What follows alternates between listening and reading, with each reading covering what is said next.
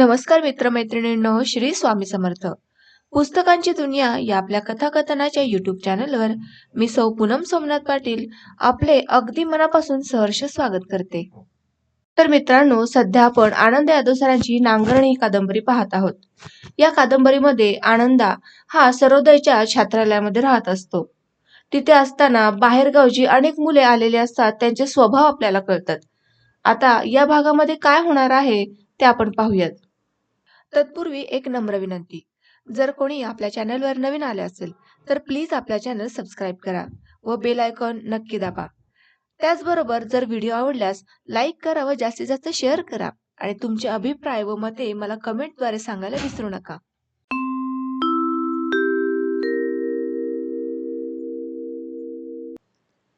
आप्पा येऊन गेल्यानंतरच्या रविवारी मुलांनी एक मीटिंग घेतली. कुलकर्णी आणि तुकाराम यांनी अगोदरच ठरवून टाकलेला एक विचार मांडला. आपण सर्वजण मिळून एक ठराव करूया, तो गुरुजींना देऊया. फार तर त्याची एक प्रत गोपुरीला आप्पांच्याकडे पाठवू. ठरावात खूपच अपेक्षा होत्या. पोळी भाकरी करण्यासाठी स्वयंपाकबाई ठेवावी, मुलांना अभ्यास करण्यास वेळ मिळत नाही म्हणून सूतकताई बंद करावी, त्यांच्या कामांच्या पाळ्या बंद कराव्यात, चवीचे अन्न शिजवावे, नाश्त्यात विविधता आणावी, सकाळी एक वेळ चहा द्यावा. पण या त्यांच्या म्हणण्यावर आबानं बौद्धिक दिलं. त्यानं सांगितलं, छात्रालयाचे नियम म्हणून काही आहेत.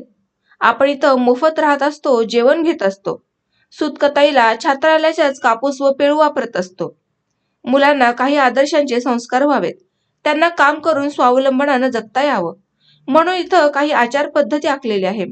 या पद्धतीच्या विरोधात उभं राहणं म्हणजे सर्वोदयच्या भूमिकेविरुद्ध बंड करण्यासारखं आहे. आप्पांच्या सह येथील कोणीही व्यक्ती इथे चालवून घेणार नाही.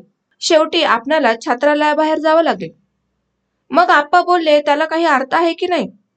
मुलांनी रुचकर अन्न करून खावं, जीवनाला आनंद लुटावा, असं ते का म्हणाले?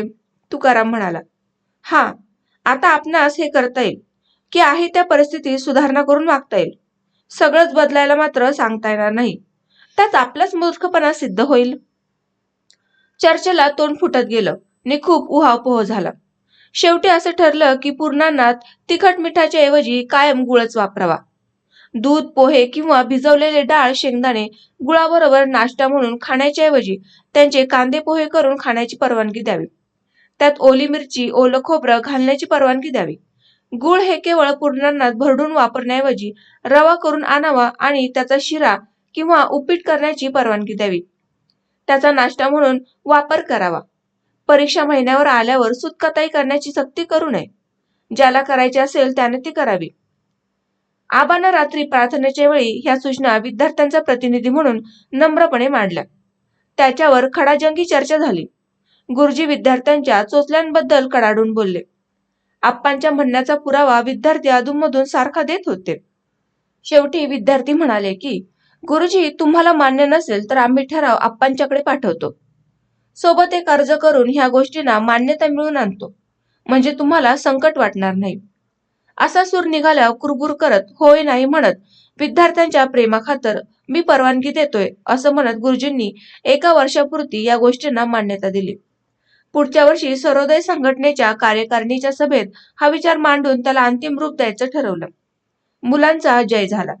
मुलं आनंदून गेली. त्यांना आपण काहीतरी करू शकतो याची जाणीव झाली. मोकळ्या मांजरासारखी स्वतंत्रपणे छात्रालयात हिंडू फिरू लागली.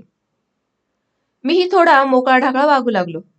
मनावरचं अनामिक ओझं उतरल्यागत वाटू लागलं. आप्पांनी सांगितलेल्या विचारांमुळं नि मुलांनी धीटपणे मनात आहे ते मांडल्यामुळं मलाही वाटू लागलं की आपण नको त्या वयात भलत्याच आदर्शांचं ओझं वाहण्याचा प्रयत्न करतो आहोत. हे ओझं बाजूला ठेवून आपण ह्या मुलात मिसळलं पाहिजे. ह्यांच्यासारखं वयाला शोभेल असं पोर होऊन जगलं पाहिजे. उगाच गोतीच्या बाहेरचे आदर्श मनात ठेवून जगणं म्हणजे आपल्या ताज्या तवान्या मनाची कठोर उपासमार केल्यासारखं आहे. हळूहळू मी आठवड्यातनं 2-3 वेळा हॉटेलला जाऊन तुकाराम बरोबर चहा पिऊन येऊ लागलो. मनात मात्र अपराधाची एक सूक्ष्म जाणीव होती. आपलं काहीतरी चुकत आहे असं वाटत होतं. जवळ रेडिओचे पैसे आल्याचा तर हा परिणाम नव्हे. वार्षिक परीक्षा महिन्यावर येऊन ठेपल्या होत्या. मार्चच्या पहिल्या आठवड्यात त्या होणार होत्या. आबा, मी, तुकाराम अभ्यासाकडे गंभीरपणे वळलो होतो. कॉलेजवरून 12 वाजता परत आलो की जेवण करून तासभर विश्रांती घेत होतो. 3 वाजता अभ्यासिकेत अभ्यास करण्यास पुन्हा कॉलेजवर जात होतो. आबा 1 वाजता जेवण झाल्याबरोबर जात होता. त्याची इंटरची विद्यापीठाची परीक्षा होती. आमची कॉलेजची परीक्षा होती. त्यामुळं आबा इतका आमच्या मनावर परीक्षेचा ताण आलेला नव्हता. तुकाराम आणि मी अशी दोघांची कामाची जोडी होती. छात्रालयातलं वाटायला येईल ते काम दोघांनी मिळून करायचं होतं. त्यात पुन्हा धान्य निवडायचं काम आम्हाला करावं लागत होतं. दिवसा उजेडेच ते काम आम्हाला करणं जरुरी होतं. म्हणून आज तास दीड तास धान्य निवडण्याचं काम करून मी आणि तुकाराम कॉलेजच्या अभ्यासिकेकडे चाललो होतो. दुपारच्या या कामामुळे जायला थोडा उशीर झाला होता. 4 वाजले होते. घाईघाईनं हातपाय धुवून कपडे करून आम्ही कॉलेजकडे चाललो. मुख्य रस्त्याला लागल्यावर तुकाराम म्हणाला, आनंदा, आज शनिवार असा हॉटेलात जाऊन काय तरी उपवासाचा खावा काय?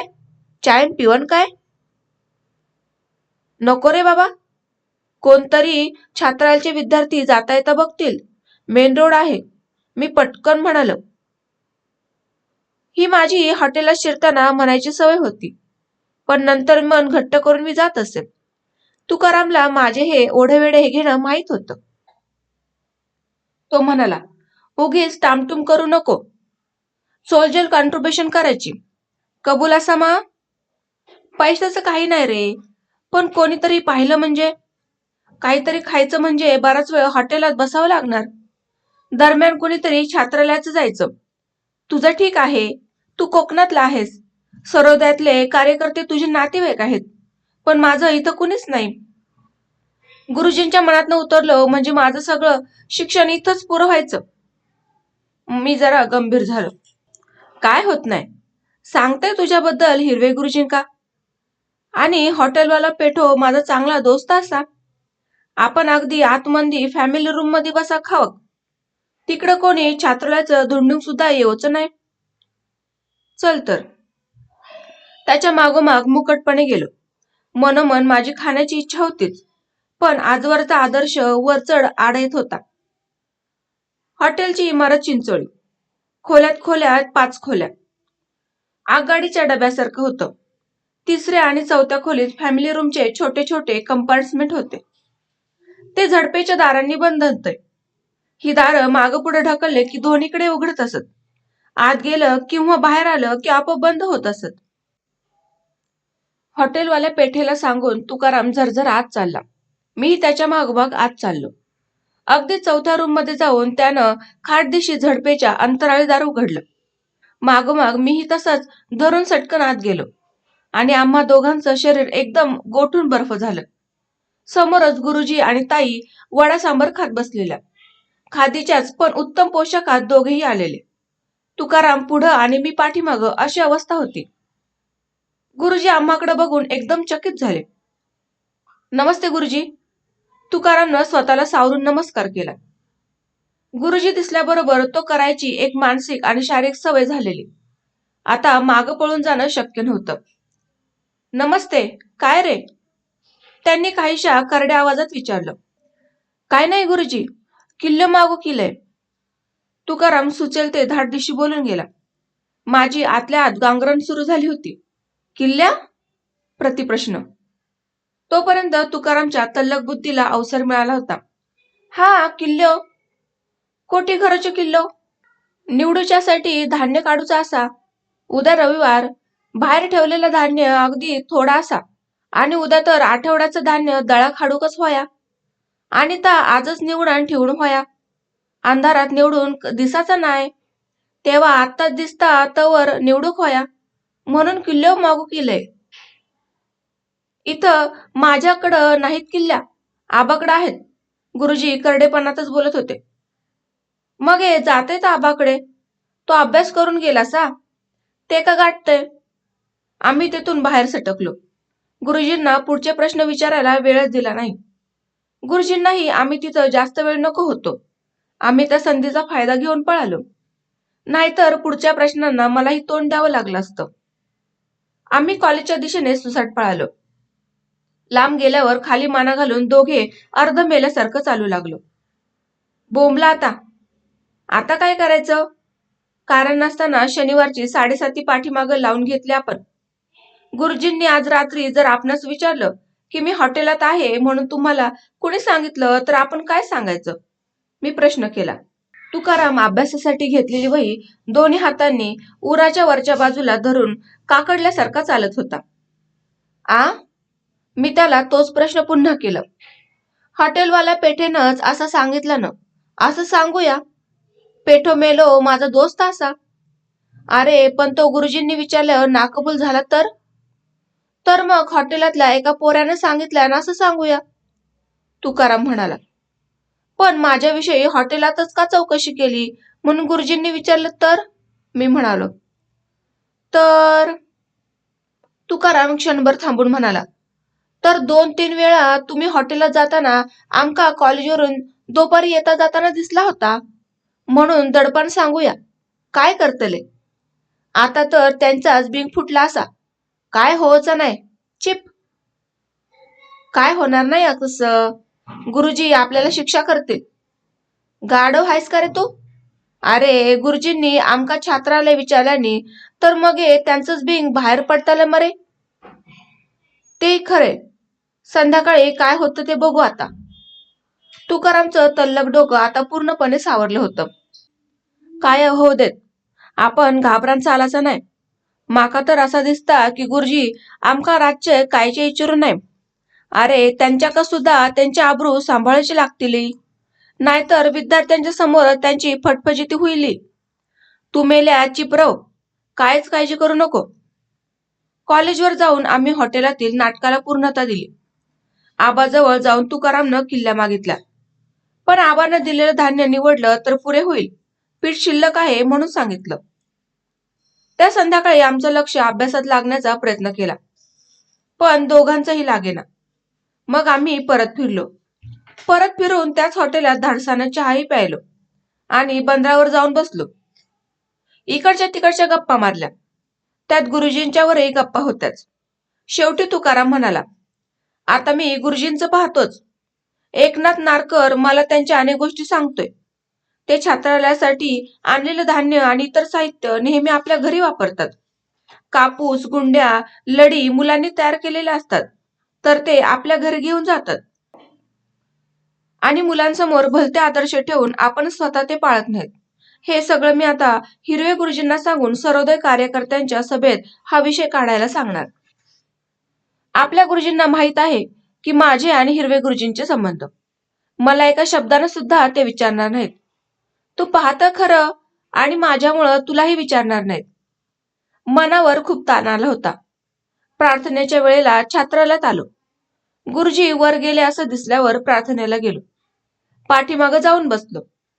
तुकारामही माझ्या शेजारी येऊन बसला. गुरुजींनी हजेरी पटानुसार नावं पुकारून सर्वांची उपस्थिती मांडली. प्रार्थना झाली.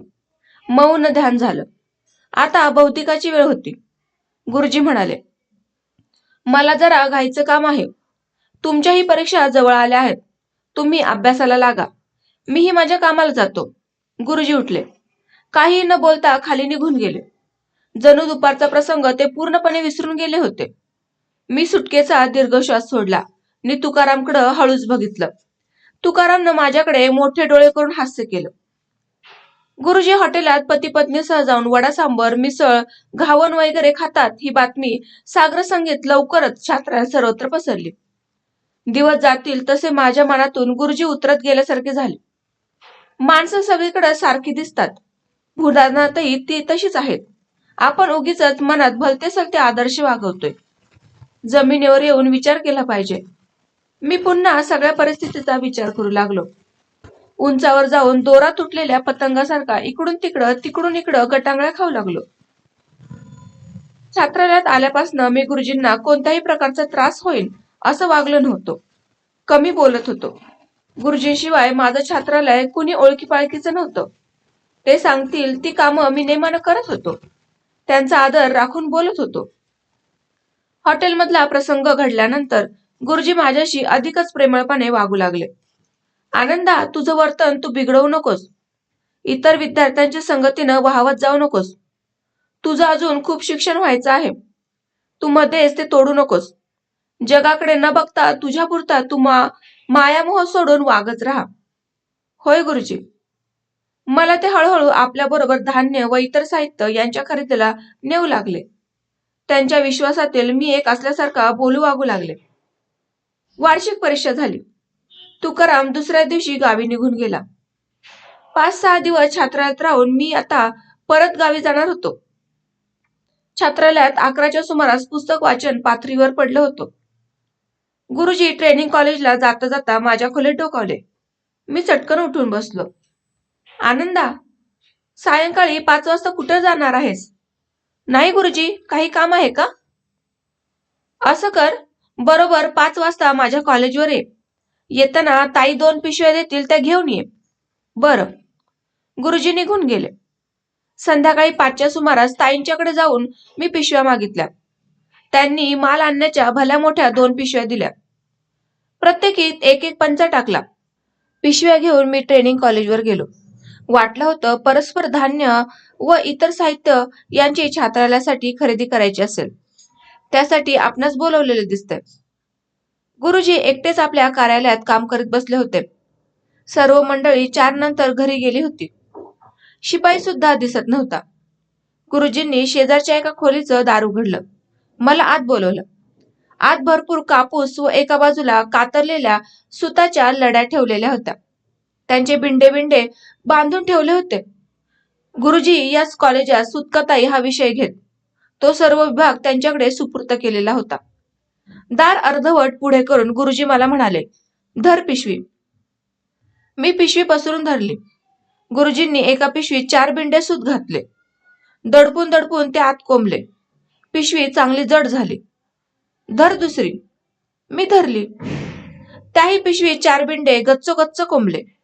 दोन्ही पिशव्यांवर सरोदयी पंचा व्यवस्थित झाकला. हे घरी घेऊन जा, घरीच दे, छात्रालयात नेऊ नको. बरं. दोन्ही हातात 2 जड पिशव्या घेऊन मी बाहेर पडू लागलो. थांब, इकडून जाऊ नको. असा मागल्या दारानं पलीकडच्या गल्लीत जा. गडग्यावरून उडी मारून जाता येतं? मी तिकडूनच गेलो. गडग्यावरून उडी मारून छोट्या आळीला लागलो. दोन्ही हातात 2 जड पिशव्या तोलत जाऊ लागलो. मनाचं डांबर होऊन गेलं. गुरुजींनी ही चक्क कॉलेजच्या मालमत्तेची चोरी केली होती. लड्याने उडून त्यांचे बिंडे बांधून ठेवले होते. ते सगळं सूत त्यांनी आपल्या घरी माझ्या हातांनी चालवलं होतं. निष्कलंक, पांढऱ्या, पवित्र अशा विनोबाजींच्या सरोदयातही चोरी होत होती. कॉलेजच्या कामाच्या निमित्तानं सगळं शांत होईपर्यंत गुरुजी कार्यालयात बसले होते. ट्रेनिंग कॉलेजच्या प्राचार्यांनाही वाटलं की सरोदयी माणूस आहे. महाविद्यालयात बंद झालं तरी काम करत बसतो. बसू दे. निर्धास्तपणे ते आपलं कार्यालय बंद करून गेले असतील आणि गुरुजी तुंबलेल्या कामाची विल्हेवाट लावण्याचं नाटक करत बसले असतील. घोर फसवणूक. मी हे गुरुजींनी दिलं म्हणून त्यांच्या घरी नेतो आहे. एकाही गोष्टीनं त्यांना बोललो नाही की गुरुजी ही चोरी आहे, मी तिला हातही लावणार नाही.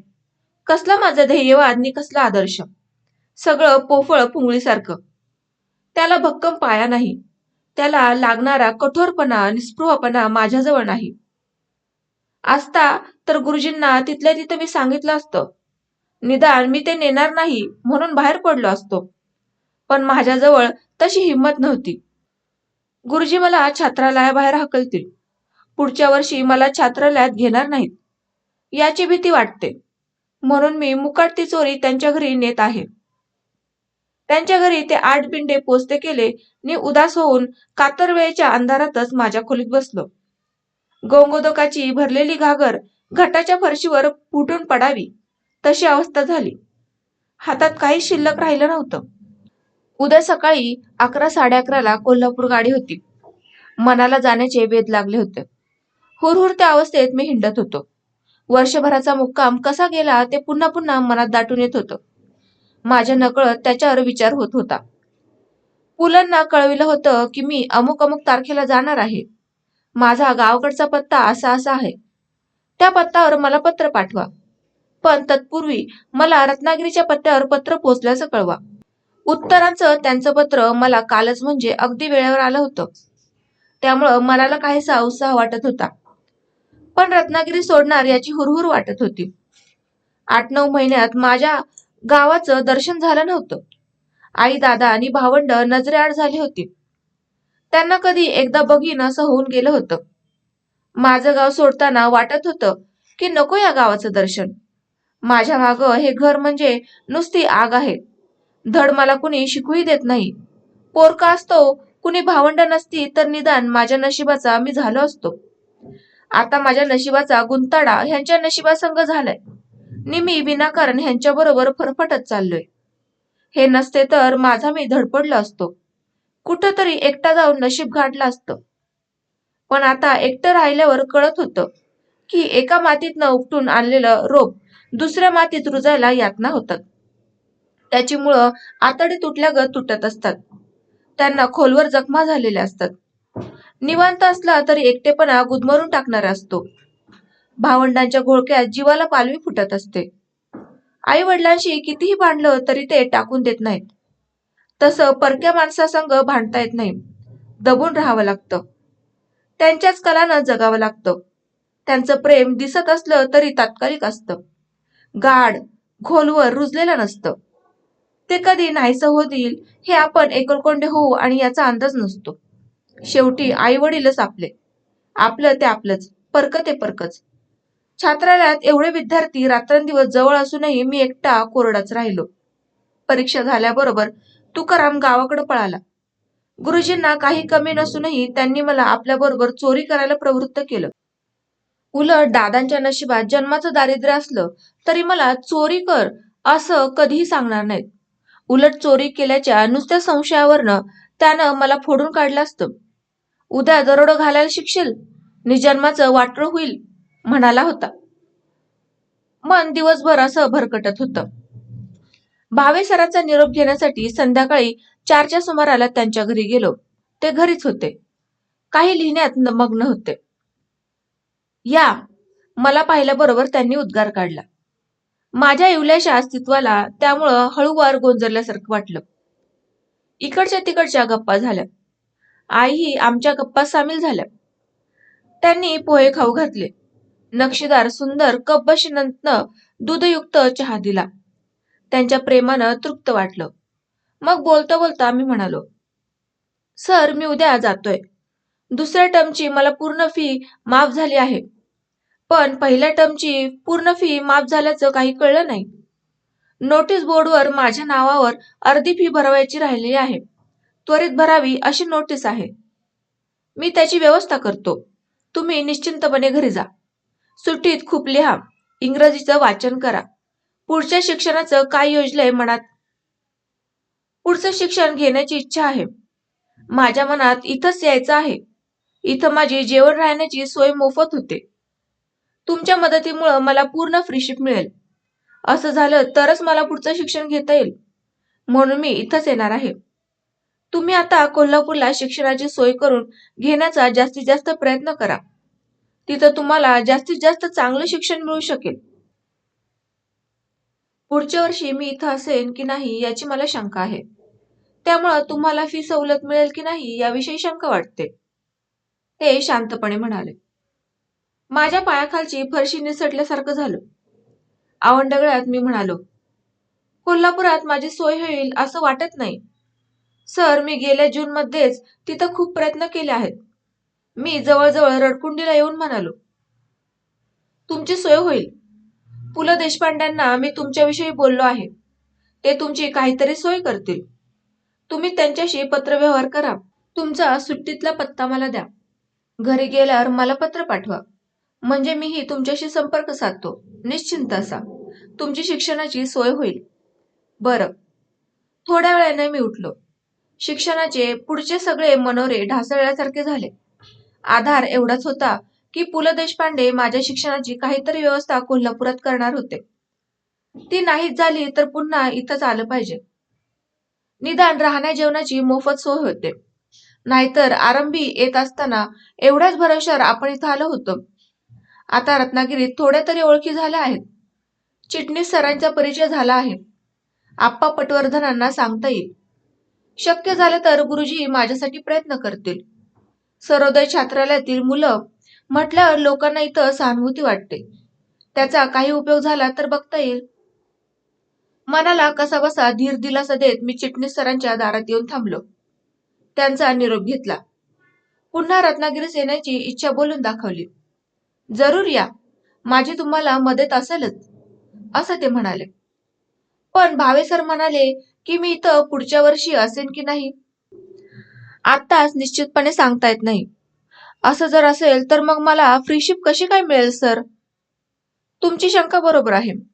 ते इथं असल्यावर तुमच्या फीचा प्रश्न उद्भवणार नाही खरा. त्यांचे आणि संस्थेचे थोडे मतभेद झाले आहेत खरे. मला त्याची काहीच कारण माहीत नाहीत. त्यामुळं कदाचित ते संस्था सोडून जातील असं वाटतंय. तुम्ही नाही ना जाणार सर? मी नाही. निदान आज तरी मला संस्था सोडण्याचं काहीच कारण वाटत नाही. पुढं काय होईल ते सांगता येत नाही. पण तुम्ही कोल्हापुरात शिक्षणाची सोय करण्याचा जरूर प्रयत्न करा. तिथं सोय झाली नाहीच तर मग इकडे या. मग प्रिन्सिपल भावे नसले तरी मी इथं आहेच. पुष्कळ बोलणी झाली नि मी त्यांचा निरोप घेतला. मित्रांनो, आज आपण येथेच निरोप घेऊयात. भेटूयात पुढील भागामध्ये. धन्यवाद.